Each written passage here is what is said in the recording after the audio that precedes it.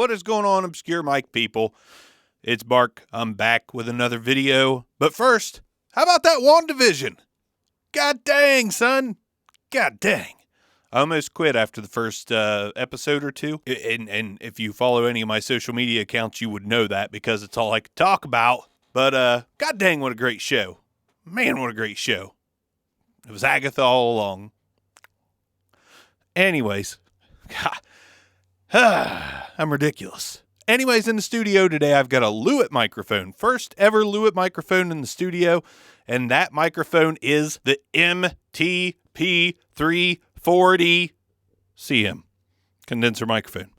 MTP, my top priority this week, 340 condenser microphone in the studio. So this is a discontinued model of a handheld condenser microphone.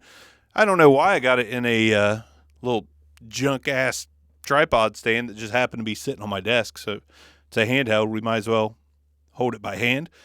But I got this thing, I think, off Music Go Round for $20, which means I got it for $40 because those bastards charge $20 shipping on everything. Whether it's a thimble, you buy a thimble, or a sewing needle, $20 shipping still.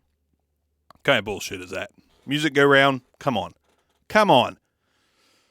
Anyways, got this thing, $40. Thought handheld condenser from Lewitt, $40? Can't beat it. It was in perfect shape. It's beautiful. I'll show it to you. It's a bare bones, no bells and whistles microphone with just an XLR port, basically. I'll give you a shot here at the capsule as well. It is a pretty microphone. And so, nice looking microphone, cheap. I'm pretty sure this ran a couple $100 new. And I do like handheld condensers. I'm not... transparency. I think I might be one of the only people.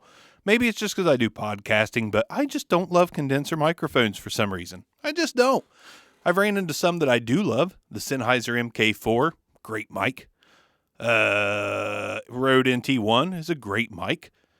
But, you know, if I ever start doing music, I'll use a condenser microphone. I actually have a couple songs, if you want to call them that, on SoundCloud. And I use condenser mics on those because I know that's what I want to use when I'm making a song, which is very, very, very, very, very, very rare. And they're very stupid. But that's really the only use case for me. Podcasting, everything else, I just like the sound of a dynamic or a handheld condenser because they tend to be a little tighter. Like Toyga. They kind of got that more direct sound. And, well, let's just find out. Let's do off-axis noise rejection first on the MTP 340 CM and talking into the front of it. 90 degrees. Look at that. At least to my headphones, that's really good. 180 degrees, sounding real good on the off-axis noise rejection.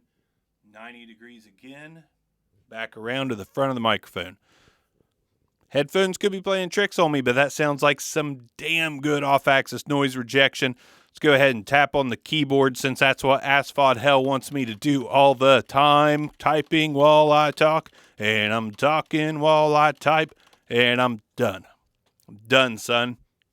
Now, when you get right on top of the MTP 340 CM, this is what it sounds like when you get right on top of it. Peter Piper picked a patch of pickle pineapple pizza. Peter Piper picked a patch of pickle pineapple pizza.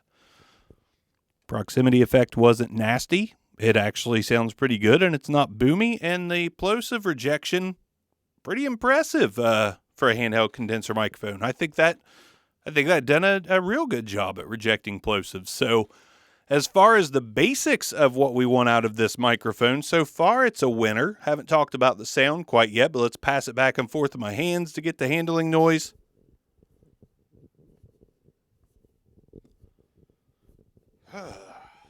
My first Lewitt microphone, and I am impressed. I am impressed. The handling noise is good. Plosive rejection is good. Proximity effect is really nice and not boomy. And it looks really good. Got good weight to it. I am impressed, Lewitt. I am impressed on a discontinued model, no less. So I notice when I'm talking into it, when I start talking real high, all that crispiness really isn't there. But whenever I talk in my normal voice, there's a lot of sizzle up top, which I kind of expected, which is fine.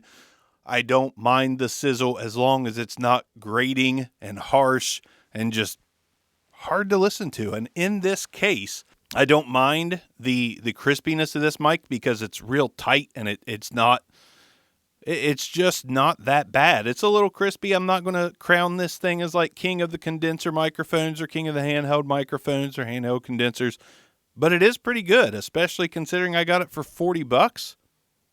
Hard to beat. Hard to beat. Wow. Again, I don't love the sound. The top end is a little much, but it is clear and it is definitely crisp. And I like the lows on it, actually. I think the lows are nice and smooth. They're not boomy.